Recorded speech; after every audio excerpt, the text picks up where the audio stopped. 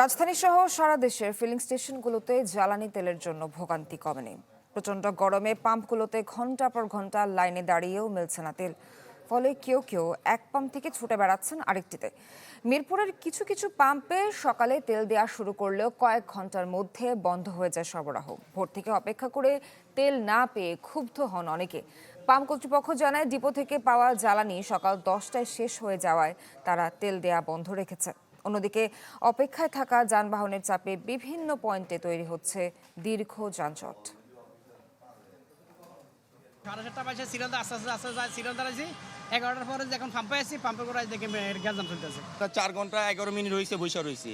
এখন পাম্পের লোকেদের আমি জিজ্ঞেস করছি, তারা বলতেছে যেন গাড়ি আসবে, তেল আনলোড হবে, তারপর আমাদের তেল দিবে। আমাদের কোনো মজুদ অকটেন নাই, অকটেন আছে মাত্র 180 লিটার। এটা আমাদের নিচেই পুরা থাকে, এটা আমরা বিক্রি করতে পারি না। এটা তেল দিলে হাওয়া আসবে। এ পর্যায়ে ঢাকা এবং ঢাকার বাইরের ফিলিং স্টেশনের খবরাখবর জানবো। আসাদগেট থেকে যুক্ত হচ্ছেন সহকর্মী আহমেদ সোহাগ এবং বরিশাল থেকে যুক্ত হচ্ছেন কাউসার হোসেন। আমরা শুরুতে সোহাগের সঙ্গে কথা বলতে চাই। সোহাগ, জানাবেন কি অবস্থা ফিলিং স্টেশনের, কত বড় লাইন এবং যারা লাইনে দাঁড়িয়ে আছেন তারা কি তেল পাচ্ছেন কিনা? ডিজাইন, এলিগেন্স, বিউটি, সেরা পণ্য সবার জন্য জেভিকো। হ্যাঁ বুশরা, আমার পেছনে যে লাইনটা এখনো দেখতে পাচ্ছেন, এই লাইনটা আসাদ গেটের যে তালুকদার ফিলিং স্টেশন আছে সেই স্টেশনের সিরিয়াল। আমরা এই পাম্প থেকে এখন আনুমানিক প্রায় 1 কিলোমিটার দূরে অবস্থান করছি এবং এই যে সিরিয়ালটা দেখতে পাচ্ছেন যে সেই সিরিয়ালটা একদম আরও প্রায় পেছনে আরও প্রায় 1 কিলোমিটারের মতো গিয়েছে। অর্থাৎ বলা যায় যে ওই তেলের পাম্প যে স্টেশনটি রয়েছে সেই স্টেশন থেকে প্রায় 2 কিলোমিটার এলাকা জুড়ে কিন্তু এই পাম্পের যে দীর্ঘ সারি সেটা হয়েছে। অনেক গ্রাহকরা এখানে রয়েছেন যারা তেল নেওয়ার জন্য সেই সকালবেলা এসেছেন।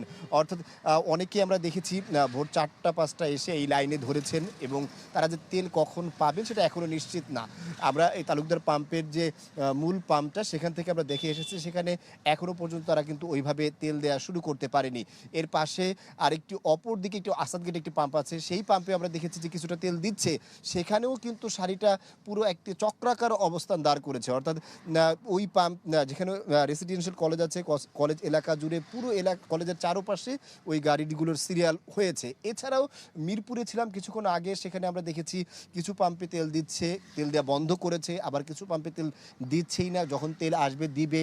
এরপরে তেজগাঁও পাম্পে ছিলাম আমরা, সেখানে দেখেছি যে তারা তেল দেওয়া বন্ধ আছে, কিন্তু সেখানে এখনও পর্যন্ত যে সকল গ্রাহকরা রয়েছেন সেই গ্রাহকরা কিন্তু এখনও লাইন ধরে দাঁড়িয়ে আছেন এবং সেই সিরিয়ালগুলো আমরা দেখেছি প্রায় কয়েক কিলোমিটার ছাড়িয়েছে। এবং ইতিমধ্যে এই পাম্পে তেল দেয়া নিয়ে আমরা মিরপুরে দেখেছি যে গ্রাহক এবং মালিকদের মধ্যে কিছু বাকবিতণ্ডাও হয়েছে, যার পরিপ্রেক্ষিতে আসলে প্রশাসনকে এসে হস্তক্ষেপ করতে হয়েছে। সব মিলিয়ে এই ভোগান্তি আসলে প্রায় গত 1.5 মাস ধরে এখনও পর্যন্ত আসলে চলছে। কতক্ষণ পর্যন্ত চলবে সেটা এখনও নিশ্চিত করে বলা যাচ্ছে না। এই ছিল সর্বশেষ।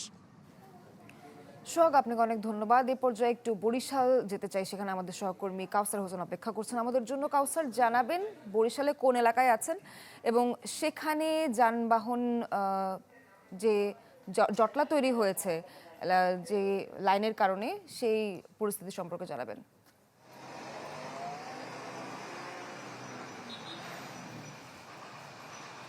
হ্যাঁ সোহাগ, আমি এই মুহূর্তে রয়েছি বরিশাল নগরের একটি প্রাণকেন্দ্র, একটি নতুন বাজার এলাকায়। এবং এই নতুন বাজার এলাকায় এখানে শহরের যে মানুষজন রয়েছে তারা কিন্তু সবচেয়ে বেশি ভিড় করে এইখানে যে ফিলিং স্টেশন রয়েছে, দুটি পাশাপাশি দুটি সামনাসামনি দুটি ফিলিং স্টেশন রয়েছে এখানে। এবং এটি সকালে যখন আমরা আসি তখনও এখানে দেখি যে প্রচুর জ্যাম লেগে রয়েছে সাধারণ বাইকারদের। এবং এখন এই মুহূর্তে আমি যেখানে রয়েছি সেখানে এসে দেখেছি যে পেট্রোল নেই এবং অকটেনও নেই, ডিজেল শুধু রয়েছে। সেই ডিজেল দেওয়া হচ্ছে 3 হুইলার সহ অন্যান্য যে ডিজেল চালিত যে যানবাহনগুলো সেগুলোতে। এবং সেই কারণে ডিজেল চালিত যে যানবাহন, সেই ডিজেল চালিত যানবাহনের একটি লম্বা লাইন কিন্তু এখানে আমরা দেখতে পাচ্ছি। 3 হুইলার বিশেষ করে সেই 3 হুইলারগুলোর দীর্ঘ লাইন এখানে রয়েছে। এছাড়া কিছুক্ষণ আগে এখানে তেলবাহী যে লরি, সেই লরি এখানে এসেছে এবং সেই তেল আনলোড করছিল, যার কারণেও বন্ধ রাখা হয়েছে পেট্রোল এবং অকটেন সরবরাহ। এই আনলোডের কাজটি এখন প্রায় শেষ বলা যায়। এটি শেষ হলে এরপরে এখানে আনলোড যে ডিজেল এবং পেট্রোল এবং অকটেন যেটি সেটি দেওয়া শুরু হবে। আমরা যেটি দেখছি যে প্রায় সব স্টেশনগুলোতেই বাইকার এবং অন্যান্য যে গাড়িগুলো রয়েছে তার একটা দীর্ঘ সারি থাকে এবং এর ফলে সাধারণ মানুষ যারা তারা দুর্ভোগের শিকার হচ্ছে এবং যথারীতি মোটরসাইকেলগুলোতে 300 টাকার সর্বোচ্চ 300 টাকার তেল দেওয়া হচ্ছে এবং অন্যান্য 3 হুইলারে 2 লিটারের মতন তেল দেওয়া হচ্ছে এবং বড় যে যানবাহনগুলো রয়েছে যেগুলো হচ্ছে 4 হুইলার সেগুলোতে 10 লিটারের মতন তেল দেওয়া হয়। তো এই তেল নিয়ে কিন্তু আসলে মানুষজনের মানে ভোগান্তি হয় পাচ্ছে না, তারা দাবি করছে এর থেকে বেশি তেল যেন দেওয়া হয় এবং সরকারের পক্ষ থেকে জানানো হচ্ছে রেশনিং পদ্ধতি যেটা রয়েছে সেটি যেন সুচারুরূপে পালন করা হয়, সেজন্য তাদের নজরদারি রয়েছে। এই ছিল বরিশালের পরিস্থিতি। সোহাগ। কাউসার জানাচ্ছিলেন যারা লাইনে দাঁড়িয়ে থাকছেন তারা তো স্টেশন বন্ধ থাকার কারণে তেল পাচ্ছেন না, একই সাথে জনভোগান্তি বাড়ছে কারণ যানজট তৈরি হচ্ছে অনেক বেশি। ধন্যবাদ আপনাকে।